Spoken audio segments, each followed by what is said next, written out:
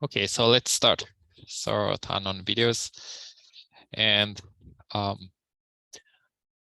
yeah, so today I would like to discuss some examples for chapter 5, so cross-validation and bootstrap. Then we do exercises, and I will ask okay, so the cross-validation and bootstrap are especially useful tool for data science, especially forecasting. So I would like to cover the one exercise so that you can prepare for midterm as well as your final projects or actual projects in real world. And after that, if we have time, then we go to chapter 6. So exercises are the exercise for today is available on the Canvas. So you can download the document, also the dataset. Dataset is available in CSV format and also zip format.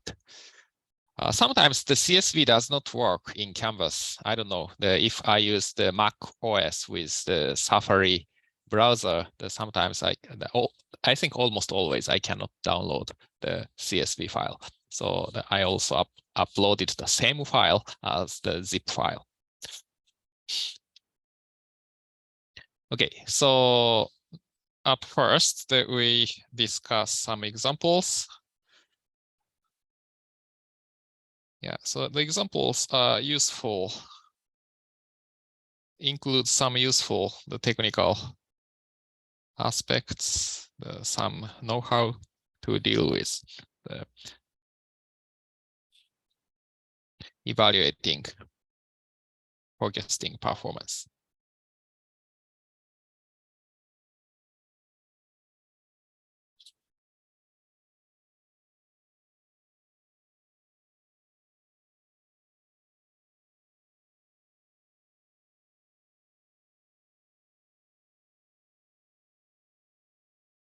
Yeah, so this one. So we have studied several methods last time. So one is the validation set approach, and the other is cross-validation to evaluate performance. And the validation set approach is the more fundamental approach that we separate the original data set into training and test.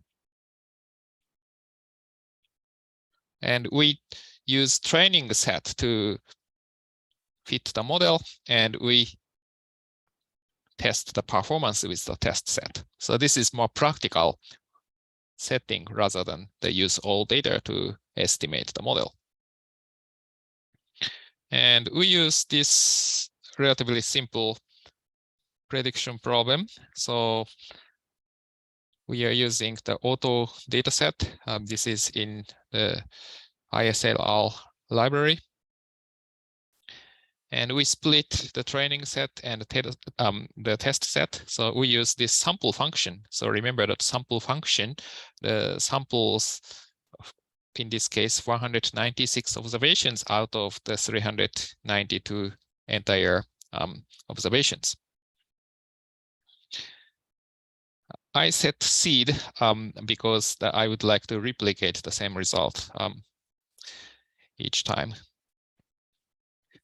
The set seed has the one input, and that should be integer. So I just put 1.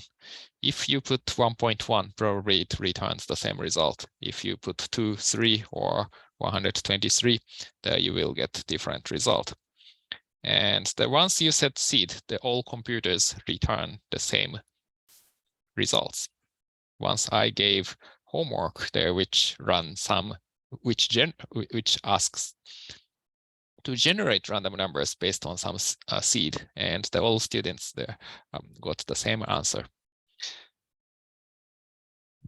regardless of operating system or version of our language. Okay. And here we examine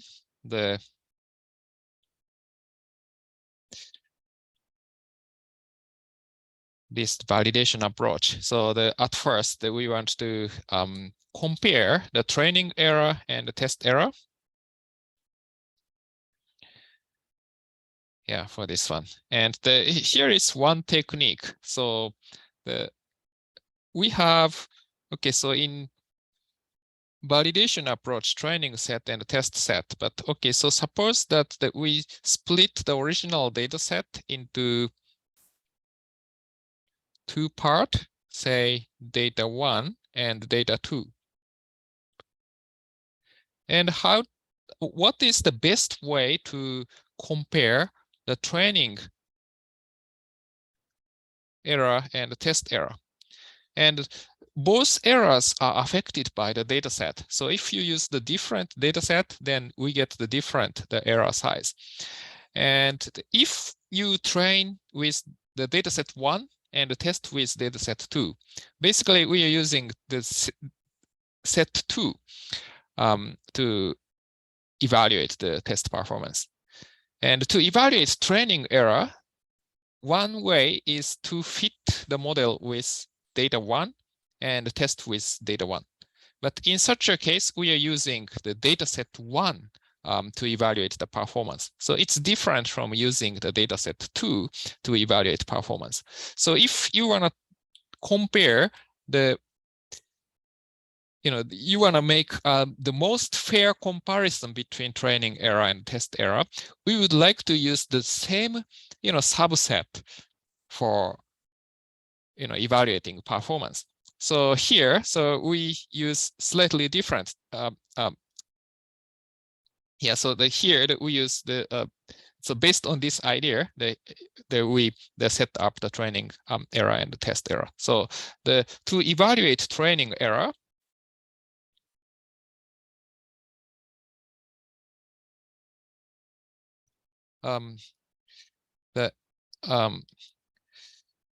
estimate the model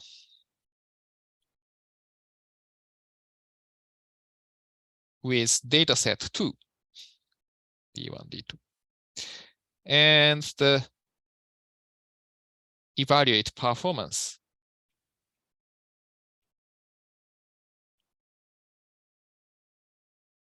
with dataset 2.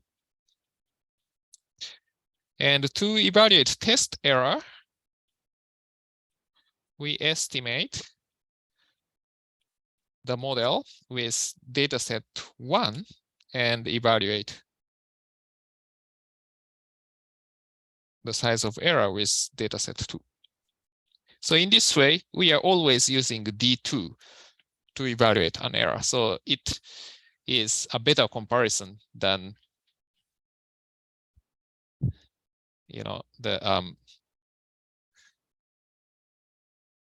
using D1 to estimate the model and using D1 to evaluate error. So in such a case, we are using different data sets to evaluate error. So I think this is better because these two are the same.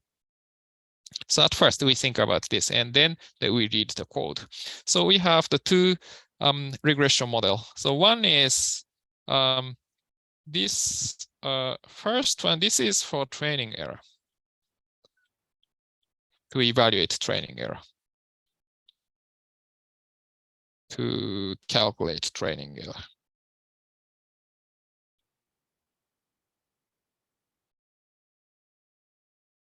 So we use basically, okay, so we have two data sets. We have two data sets. So basically the train, and the test. So 192 observations each. And test is also equal to minus train. So this is the complement of training data set. So we are using the test data set. So the dataset 2 to fit the model. That is the this lm.1r. And the another one is that we train with the training data set. So that we are using this D1 or this training data set. And to evaluate the training error, that we have to use the same data set for estimating the model and evaluating error. So we have to use the same model. So we use still the test set to evaluate the mean squared error. So mean of squared errors. So then we get 24.2400. And then the next one is the test error. So we we estimate the model with training data set. So we estimate with D1, then the test with D2. So evaluate with the D1 train and the test with minus train, that is test, the D2. Then we get this. Then we can see that this is larger than 22.4. So training error is usually smaller than the test error. It depends on the case, but so we are really doing a pretty fair comparison. So in this case, almost always the training error is smaller than test error. I think I don't guarantee 100%, but yeah, I think probably almost 100%. Yeah, yeah. It really, yeah. I think this is, yeah. So if we estimate the model with OLS, then I think this is always smaller. So the test set is slightly worse, but the difference isn't really too large. Maybe 4% difference between these two numbers.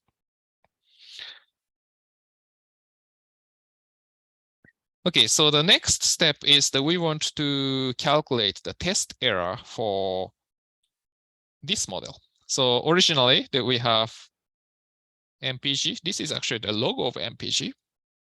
And this is horsepower.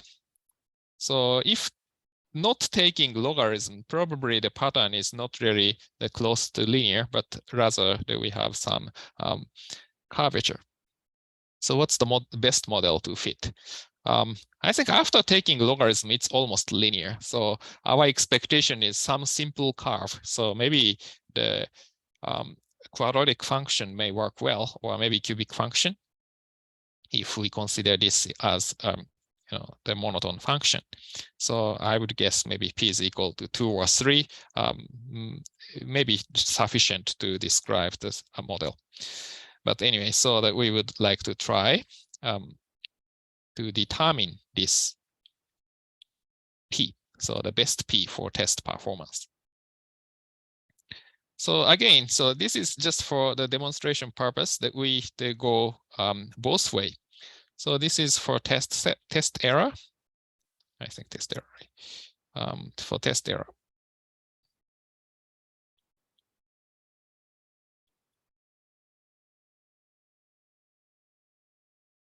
And this is to calculate training error.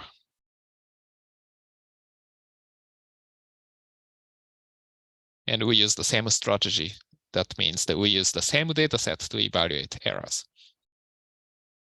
And training error, this one, p is equal to 2, p is equal to 3, p is equal to 4. And you can see that these numbers are monotone decreasing function because we have more predictors. I mean, we have more predictors, then performance is always better. So you can see that this first one is larger than this, and the second one is actually larger than this. So this is the best among these. The p is equal to 1, 2, 3, 4. So p is equal to 1 is 22.4. So 22.4, 22.4, then 18.38, 18.159, and 18.152. And how about test error? Test error, actually, we have these numbers. And actually, it is best if p is equal to 2. So p is equal to 1. The test error was 23 point something, 23.26. So 18.71 is better than this. But actually, 18.79 is worse, and 19.16 is even worse. So this is the best model.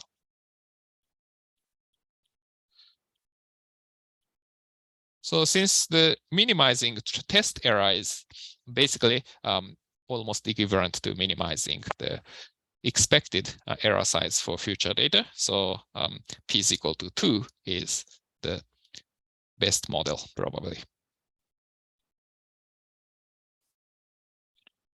Yeah.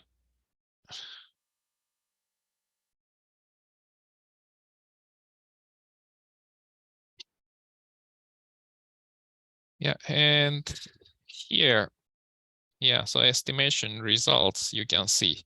I think that these are not really equal to x square, x cube, x quarter, x to the first power. Probably it's not, and it's actually the orthogonalized the data. So I mean that when we have x-axis and y-axis, and we have the data and the data points here, then the linear term, for example, linear term and the quadratic term are orthogonalized, so that these two components are orthogonal for existing x values, so that we don't have any collinearity. So if we include x and x square, then you can see that x is this and x square is this. So it's a kind of similar, especially if you include x cube and x to the fourth power. So these functions are similar. So orthogonalized variables are better in estimation. So probably that they are using the orthogonalized the base, the predictors here. And I think there is some option to change it to the original x square and x cube, x to the fourth power. But here, I think that those variables are orthogonalized. And you can see that this is actually for training. Sorry, test one. Oh, sorry, test error. So this is, anyway, so this is the estimation results for the training set. And you can see, for example, the third term and fourth term. So these are actually not significant. So t-values are much smaller than 2. So usually it's not significant. So p-values are larger than 0.05. So not significant. So even with this, the estimation result, the first term and the second terms are important. So that is the implication of this estimation result. Oh, the variables are orthogonalized, but still the first component only includes linear term, and the second component includes up to quadratic term, and the third term includes up to cubic term, and the fourth term that includes up to the quartic term. So yeah, so this suggests that the probably second degree polynomial is enough to fit. And that is consistent with this result.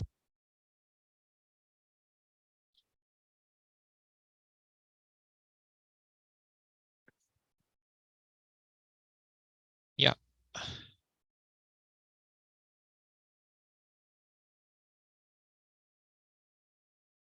Yeah, so this is probably much better than using AIC if the assumptions are violated. If all linear model assumptions are satisfied and the errors are normal and the IID, then it's fine to use AIC, but in general, the cross-validation is a safer choice. Also, this is, sorry, the validation approach is the safer choice, at least does not make a big mistake. Okay, so do you have any questions? So this is very practical code, especially the idea of evaluating the training error and the test error with the same data set. So that is a good idea.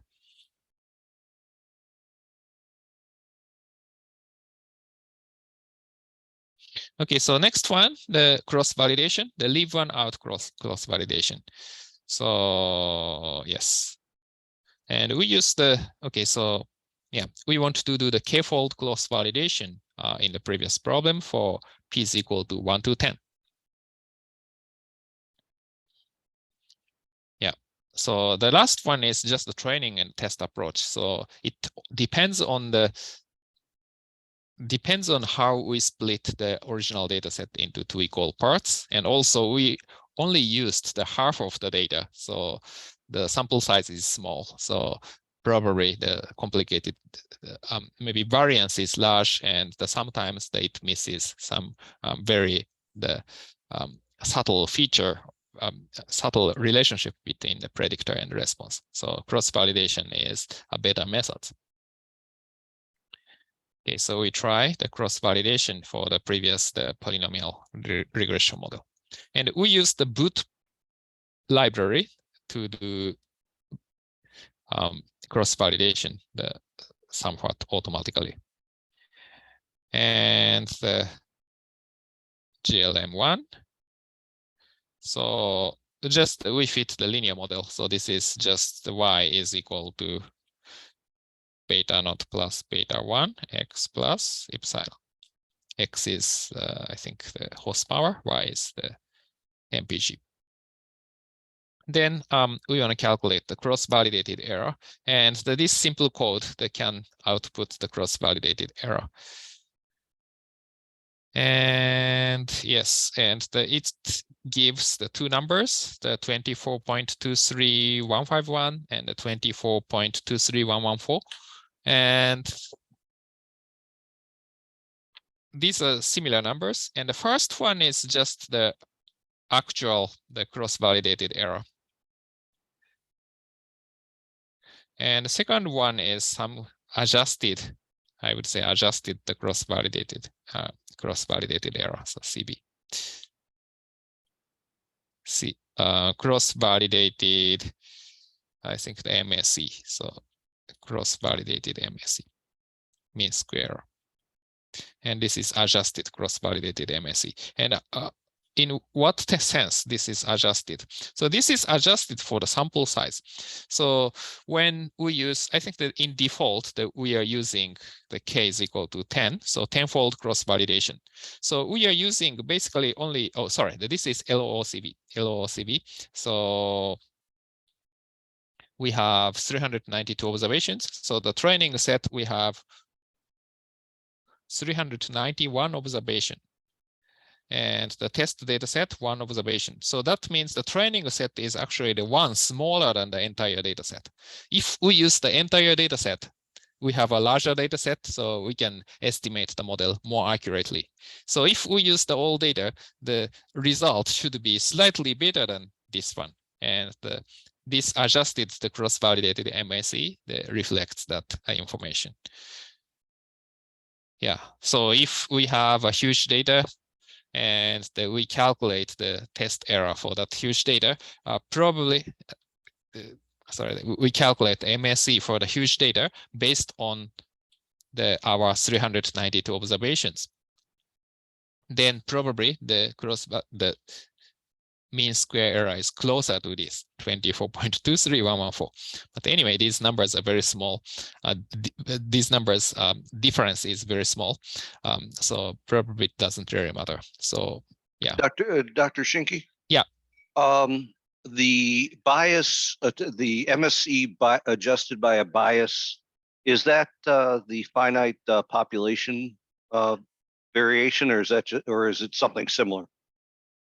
Yeah, kind of similar. Yes, kind of similar. Yeah, yeah, kind of similar. So we have different training set. Yeah. So this is the training set based on sample size of 391. This is the expected MSE size for n is equal to 392. Yeah. So a kind of, yeah. So in this case, population is not finite, but our training set is finite. So it's a kind of similar idea. Yeah. Thank you. Okay, sure. Yeah. And now we can do this one for all model. So we have just done the cross-validation for this, the p is equal to 1 model. But here that we think about the polynomial of the ith degree.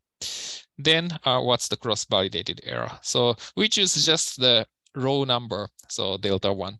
Yeah, you can choose the second one. You can choose the second one. So, but anyway, so the difference isn't very important, and especially we are only interested in the relative size of cross-validated MSE. So either delta 1 or delta 2 is fine. So delta 1 is non-adjusted version. And you can see these numbers. So this is basically, this corresponds to p is equal to 1, p is equal to 2, 3, 4, 5, 6, 7, 8, 9, 10. So which is the best one? MSE, the smaller MSE is better. So the smallest MSE is this one. Yeah, so the p is equal to 7 is the best. So surprisingly, the p is equal to 2 isn't the best, and actually 7 is best. But the difference isn't very large. P is equal to 1 and 2, we have a large difference. 3, actually it gets even worse, and 4 gets worse. But actually, when we try the p is equal to 5, it's slightly better. 6, just slightly better, and 7 slightly better. And 8, 9, 10 gets slightly worse. So somewhere in between, maybe 2 to 7, maybe 8, these are a good number.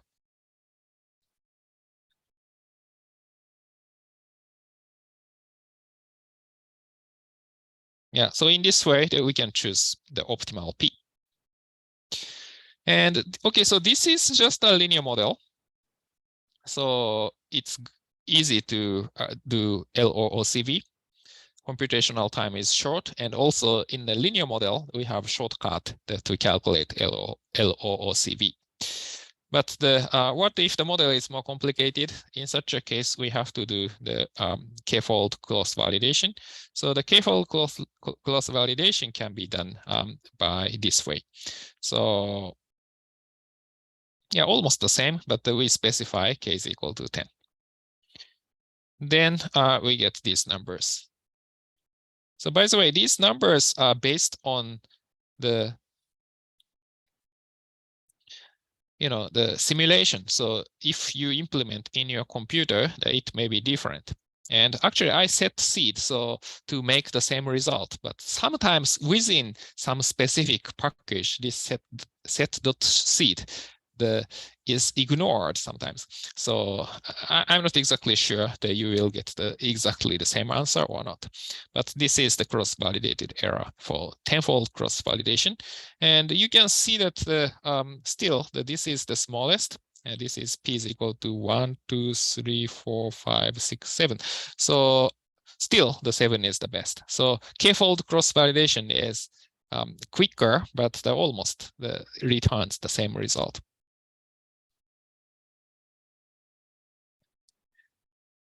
Yeah, so p is equal to 7 is optimal. Yeah, so we only did the 10 iterations. The LOOCV needs the 392 iterations, so almost the 40 times faster with tenfold cross-validation. And yeah, and I run the code again, and just in case I set the different seed so that the result should be different. And we have another result here. So then what is the smallest? Actually, this is smallest. I think so. Probably p is equal to 7 is likely to be the best model. 1, 2, 3, 4, 5, 6, 7. Yeah. Yeah, so maybe p is equal to 7 is the best based on the second simulation again. Yeah. Okay, so this is how to implement the validation approach, the LOOCV, and k-fold cross-validation. Yeah. Do you have any questions?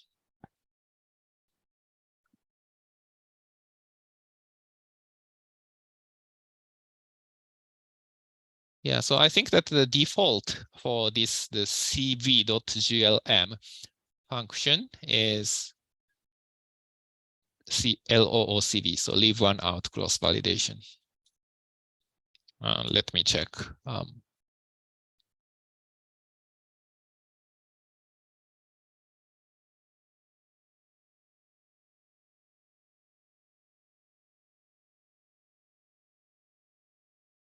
Yeah.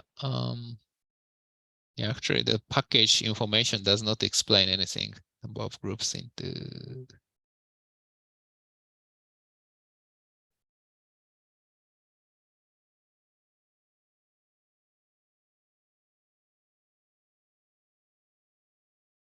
Yeah, I think the default is k is equal to 392. I mean, the total number of observations, it says.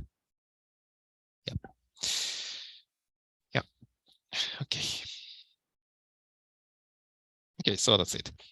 Okay, so do you have any questions? So if not, we go to the exercise. The exercise is available on the website. And this is the exercise. Do we have two questions?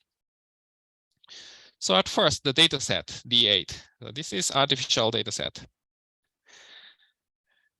And so X and Y, they should have some specific relationships. So you can make a scatter plot to identify it, but only 100 observations. And we try this polynomial regression, and we want to calculate cross-validated error to find optimal P.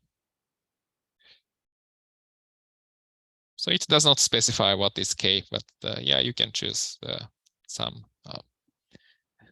Yeah, maybe we have only 100 observations, so you can leave one out, cross-validation.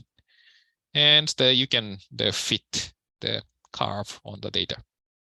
So that is the question one. Okay. Yeah, so you can do this. And how many students are there today? 12, maybe 10 students. So maybe I will split the room into how many? Maybe three rooms. Then you can discuss how to implement it. Okay, and maybe you can spend 10 minutes first, maybe assign automatically 3 groups. And yes. Okay, so discuss 10 minutes to how to implement it. And just I want to have the result. What is the optimal P? Also cross-validated error. Okay, so we start the breakout room.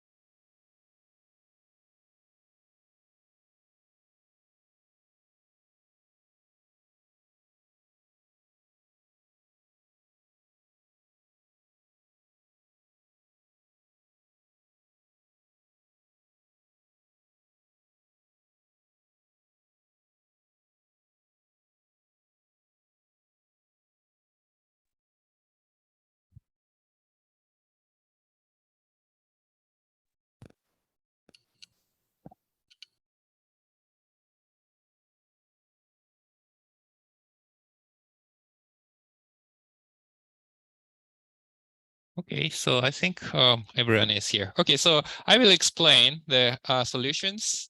Actually, solutions are uploaded to the Canvas right now, so you can check, but I want to review it.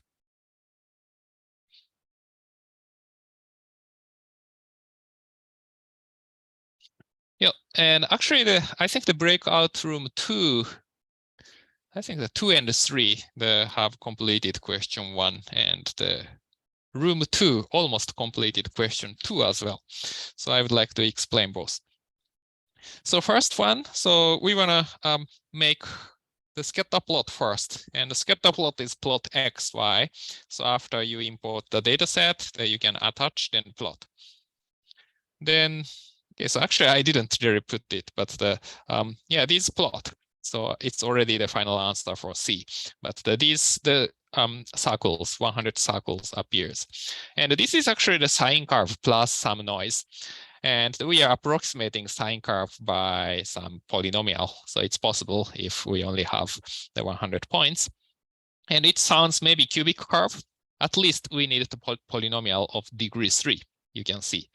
And yeah, of course, we don't have a perfect curve because the sine curve is basically the Taylor expansion has infinitely many terms. But okay, so we would like to do this. And cross validation, so we can use the LM and the I'm not sure, but before the CVGLM only works for GLM. So sometimes I don't know the current version, but we should use GLM here. And LM and GLM are the same if we don't specify any option. So GLM can fit, for example, logistic regression model, but without any option, the default is just LM.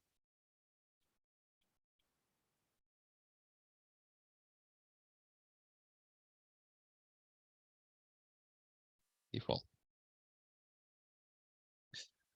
So we can fit the linear model with polynomial with data D. Then we do this for I is equal to 1 to 10. And for each time, we do k-fold cross-validation and extract the cross-validated error. Then this is the error. And you can see this is p is equal to 1, 2, 3, 4, 5, 6, 7, 8, 9, 10. And I think the both room 2, room 3, as well as me, got the p is equal to 6, the smallest. Yeah, you can automate the to search for the smallest number as well.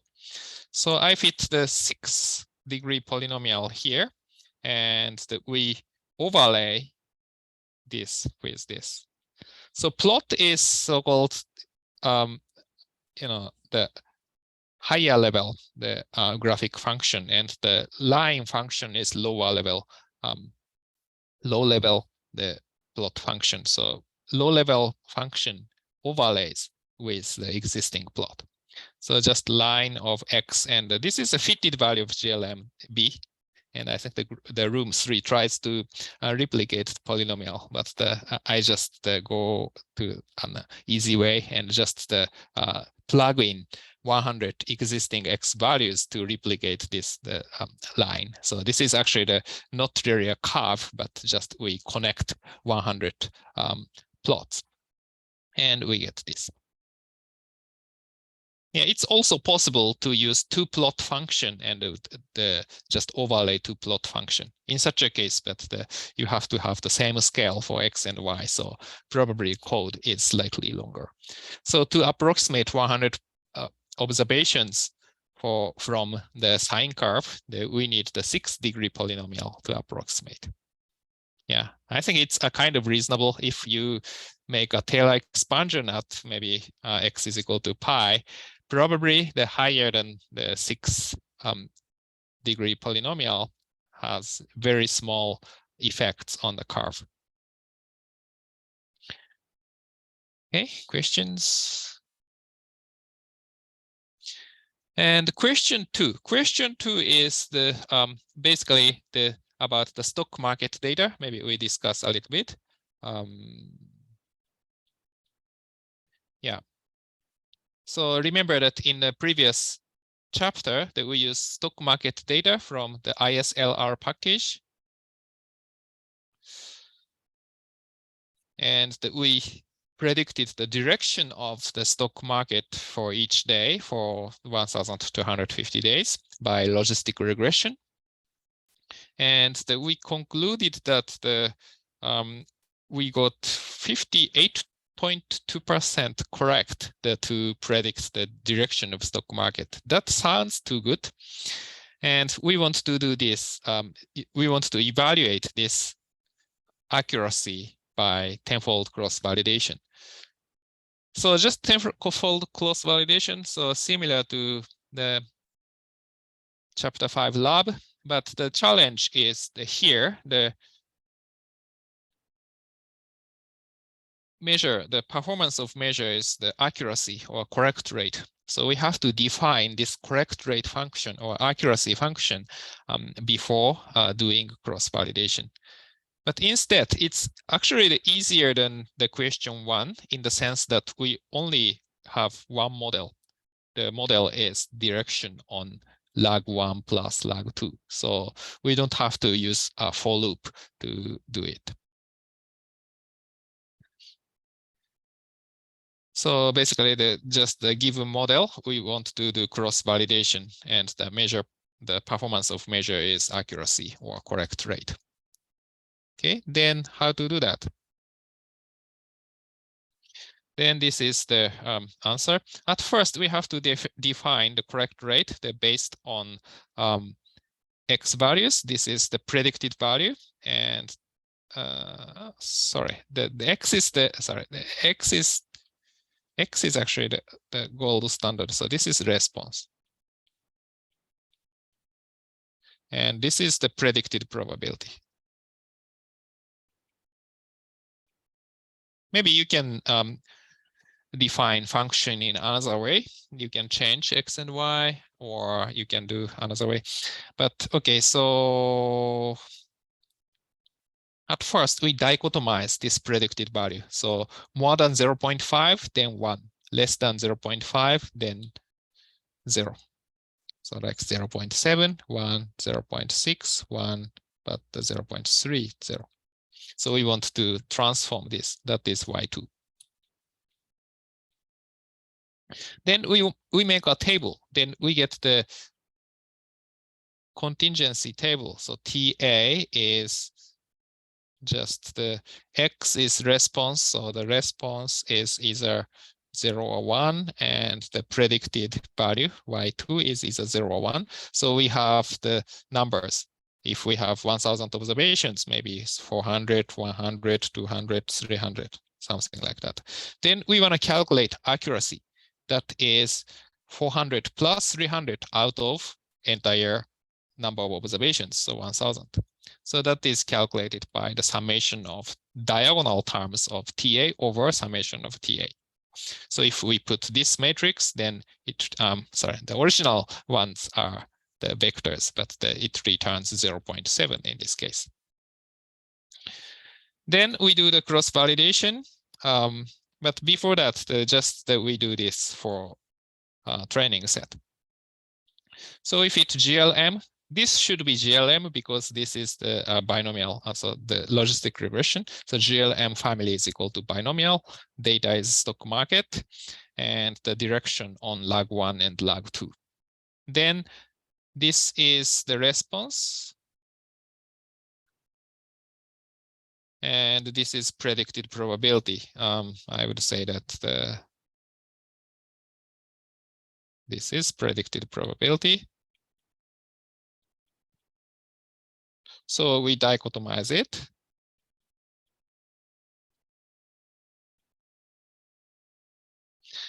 Then we make this table. And correct rate can be calculated in this way. So this is, again, response, and this is the predicted probability. So this is 0.528. So 114 plus 568 divided by entire observation, I think the 1,250. So this is the answer. So this plus this.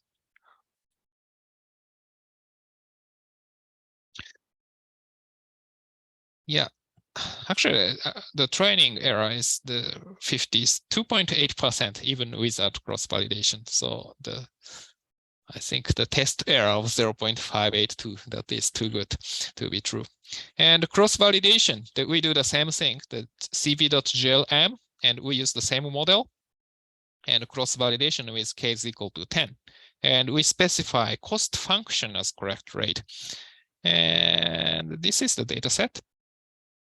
Then we get the cross-validated error of 51.76%.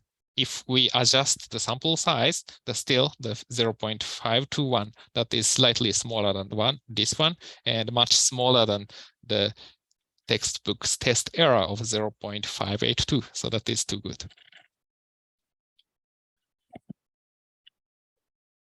Yeah, so cross-validation is much better way to evaluate the performance.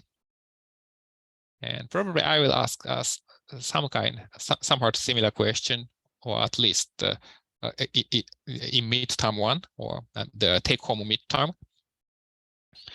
Yeah, and take-home midterm. Yeah, I'm thinking to give pretty soon, maybe as soon as Friday. If I cannot make it, then maybe a few days later. But yeah, but you will have at least the 7 days to solve the questions. And this is take home, so yeah, you can see anything, but just work independently. Okay, so do you have any questions?